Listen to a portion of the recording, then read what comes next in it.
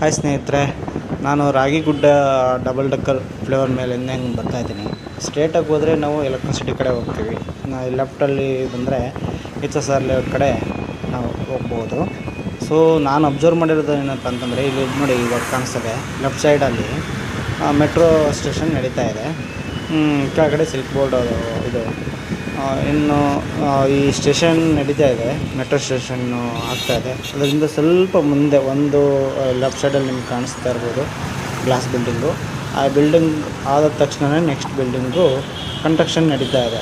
So ಆ construction building ಸುಮಾರು ಒಂದು 15ರಿಂದ 20 ಫ್ಲೋರ್ ಬಿಲ್ಡಿಂಗ್ ಇರ್ಬೋದು ಮೋಸ್ಟ್ಲಿ. ಅದು ನೋಡಿ, ನೀವು ಫೋಟೋಗಳನ್ನ ಹಾಕ್ತಾಯಿದ್ದೀನಿ.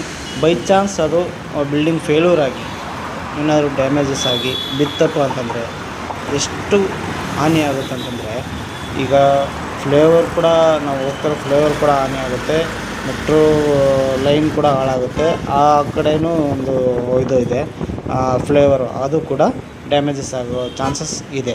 ಬಟ್ ನಾವು ಕೇಳ್ತಾ ಏನಪ್ಪ, ಬಿಲ್ಡಿಂಗ್ ಕಟ್ಕೊಳ್ಳಿ ಬೇಡನಲ್ಲ, ಸ್ವಲ್ಪ ಹಿಂದಕ್ಕೆ ಮೆಟ್ರೋ ಸ್ಟೇಷನ್ ಇದೆ, ಫ್ಲೇವರ್ ಇದೆ, ಮೆಟ್ರೋ ಲೈನ್ ಇದೆ. ಇಷ್ಟೆಲ್ಲ ಇರುವ ಸ್ಥಳದಲ್ಲಿ ಇಷ್ಟು ಹತ್ತಿರದಲ್ಲಿ ಇಷ್ಟು ಫ್ಲೋರ್ ದೊಡ್ಡ ಬಿಲ್ಡಿಂಗನ್ನ ಕಟ್ಟೋ ಅವಶ್ಯಕತೆ ಇಲ್ಲ ಅಂತ ನಾನು ಬಯಸ್ತೀನಿ.